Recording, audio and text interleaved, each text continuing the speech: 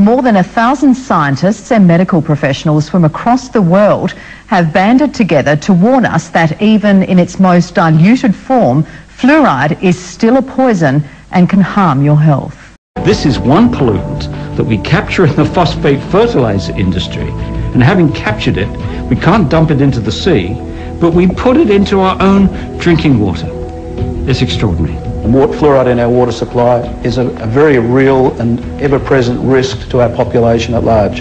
A radical view that's made Adelaide dentist Dr. Andrew Harms a renegade among his colleagues and the professional body he once headed in South Australia. The ADA and other dental professional groups will not speak to anybody from the anti-fluoridation side, but I've been asked to not refer to myself as a past president of the Dental Association of South Australia. In fact, I'm no longer a member of the Dental Association over this issue. Dr. Harms has joined the growing movement of public discontent about adding fluoride, a potent poison in its most concentrated form, to our drinking water. The chemical fluoride itself is dangerous, but also I'm concerned about the arsenic levels and the lead levels as a result of these chemicals being dumped in the water supply. Alarm bells have been ringing about the health risks, some from credible scientific sources like Emeritus Professor Paul Connett. So here we got 1,100 scientists saying, we've read the scientific literature, we say there's a problem. And now what we should get from the other side is a very careful consideration of these reports and a scientific explanation. But we don't get that. All we get is a continuation of this propaganda, this simplistic PR. It's safe and effective, safe and effective, safe and effective. If they repeat it enough times with a white coat on it, everybody's supposed to believe them. The only argument about this is whether we have an adequate margin of safety. And I would stake my scientific career on the fact that there is no adequate margin of safety. For decades, Americans associated fluoride with good dental hygiene, which is why it's still added to most public water supplies. But today, 600 health professionals and scientists, including Dr. Arvid Carlson, a Nobel laureate of medicine, are calling on Congress to ban the use of fluoride immediately. Among the petitioners, Bob Carton, a former Environmental Protection Agency scientist. He says fluoridating water was a mistake from the beginning. It was a foolish thing to do years ago. They didn't have enough information. They hadn't really been tested.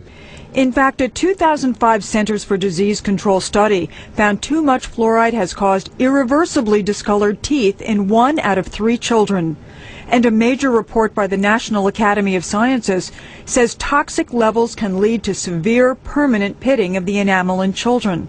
Fluoride can also build up in the bones to cause pain, stiff joints, and skeletal abnormalities when they get older. It's a cumulative poison. It just gradually builds up and it gradually causes harm.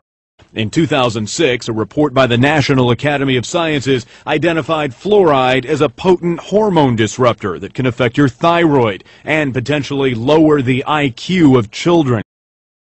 Currently, 66% of United States residents who rely on public water supplies are exposed to the most consumed drug in the nation, fluoride.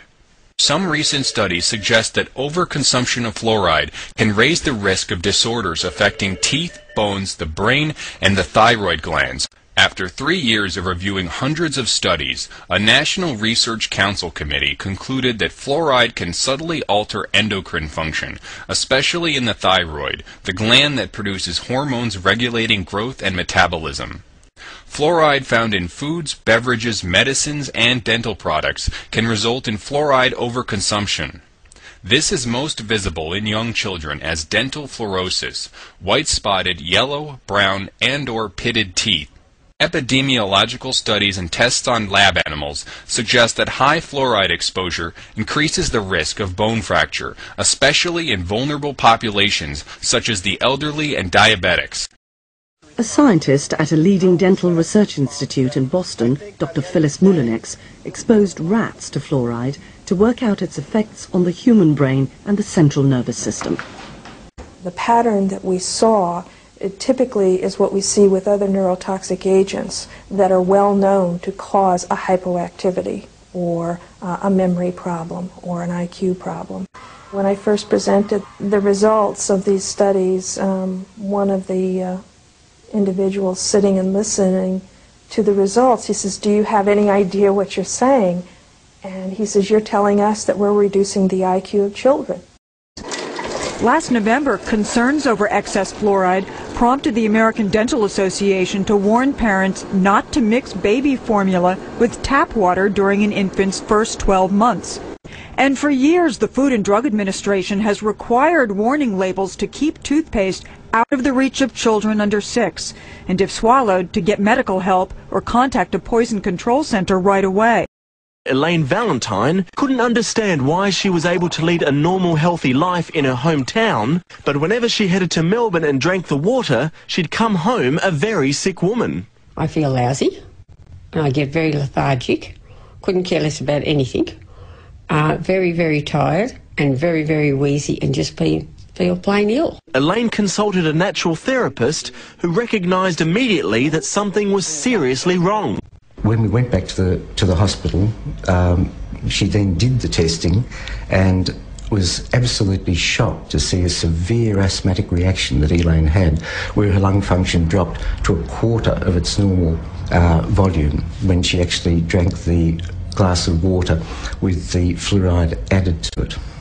Dr. Philip Robertson says up to 200,000 Australians may be suffering from an intolerance to fluoride and not realise it, with symptoms ranging from headaches or indigestion to chronic arthritis.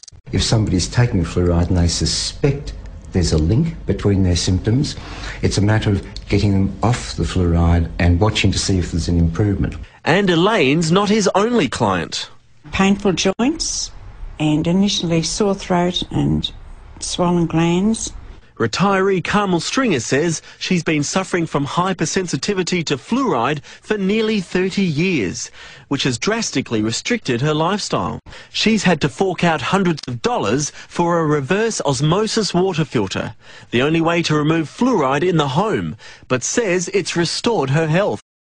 Questions about the safety of fluoride in drinking water are not new, but now the debate has shifted to Harvard University, where a professor and his doctoral student are at odds over research that could show a link between fluoride in drinking water and bone cancer in boys.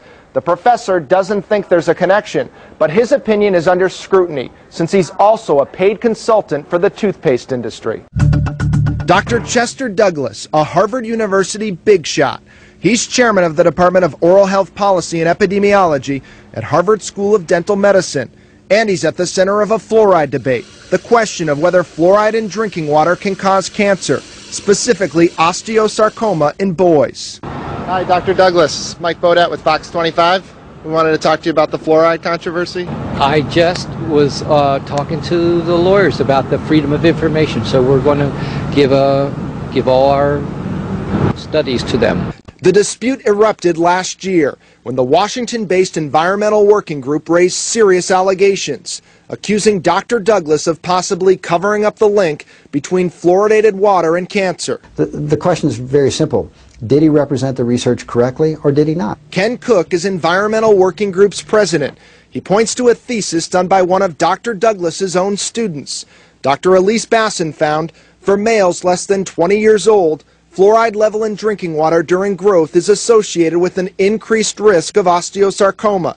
But according to Cook, Dr. Douglas dismissed any link when he presented this final report to the National Institutes of Environmental Health Sciences. Dr. Basson's study found some very compelling evidence that there's a risk of bone cancer from fluoridation in water. And the presentation of her research suggested the opposite, that there was no evidence. The Environmental Working Group has raised concerns about Dr. Douglas's close ties to toothpaste giant Colgate, pointing to his job as editor-in-chief of the Colgate Oral Care Report.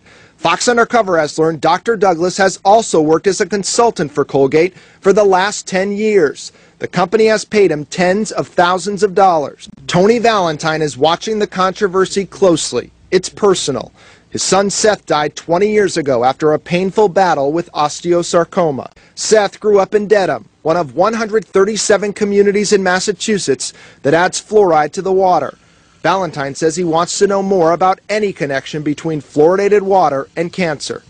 What do you think about this possible link? When I first heard that, I was kind of shocked, because I knew that we used the Dedham water and I knew there was fluoride in it. Valentine says even the suggestion of a link is disturbing. Dr. Basson declined to be interviewed, but she's standing by her work and tells Fox Undercover a paper based on her thesis will soon be published in the Journal of Cancer Causes and Control. A Harvard spokesman tells us its investigation is ongoing. This as the federal government continues its own investigation.